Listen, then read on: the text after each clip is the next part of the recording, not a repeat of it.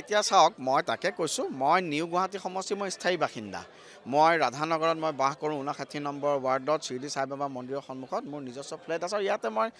গুৱাহাটীত 25 বছৰ ধৰি আছোঁ প্ৰথম কথা ঠিক আছে এতিয়া বিৰোধীয়ে যদি মোক চালানি বুলি কৈছে একে বিৰোধীয়ে ৱাইনাডত ইলেকশ্যন খেলাৰ কাৰণে ৰাহুল গান্ধীক চালানি বুলি ক'ব লাগিব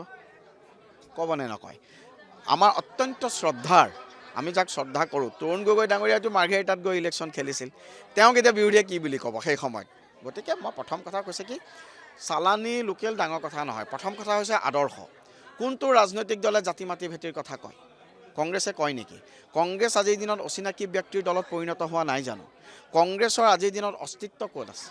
কংগ্ৰেছৰ আজিৰ দিনত চৰ অঞ্চলত যদি অস্তিত্ব নাথাকে কংগ্ৰেছৰ কিবা অস্তিত্ব থাকিব নেকি আপোনালোকে আজিৰ দিনত নিজেই দেখিছে যে ৰাজনীতিৰ অহাকখ নজনা ব্যক্তিজনেও কয় যে কংগ্ৰেছে এবাৰ 15-20টাতকৈ বেছি চিট নাপায় চৰকাৰ ভাৰতীয় জনতা পাৰ্টিৰ নেতৃত্বত গঠন হ'ব এনডিএ চৰকাৰ হ'ব মাননীয় ডক্টৰ হিমন্ত বিশ্ব শৰ্মা ডাঙৰীয়াৰ নেতৃত্বত উন্নয়নৰ অনিৰ্বাণ যাত্ৰা আৰম্ভ হৈছে মই নিউ গুৱাহাটীবাসীৰ ৰাইজক খালি সৰুতে মই এটাই খালি তেওঁলোকক আহ্বান জনাব বিচাৰিম যে এইটোৱে সেই কংগ্ৰেছ পাৰ্টি যিটো কংগ্ৰেছ পাৰ্টিয়ে অসমত 27,000 কোটি টকাৰ যেতিয়া ছেমি কণ্ডাক্টৰ ইণ্ডাষ্ট্ৰী স্থাপন হ'বলৈ আহিছিল এই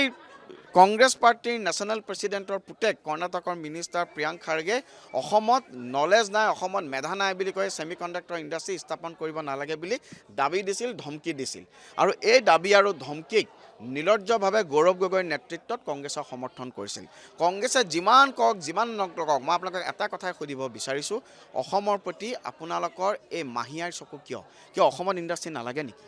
অসমত আন্তঃগাঁথনি নালাগে নেকি অসমত উন্নয়ন নালাগে নেকি না সকলোখিনি উন্নয়ন কেৱল গান্ধী পৰিয়ালৰ হ'ব লাগে গতিকে চালানি লোকেল নহয় প্ৰথম কথা নিশ্চিতভাৱে মিয়াক তেওঁলোকৰ কাৰণেতো সদায় লোকেল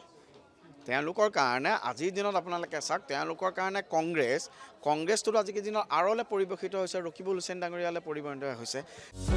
যিকোনো খবৰৰ বাবে যোগাযোগ কৰক আমাৰ এই নম্বৰত 9181 307 221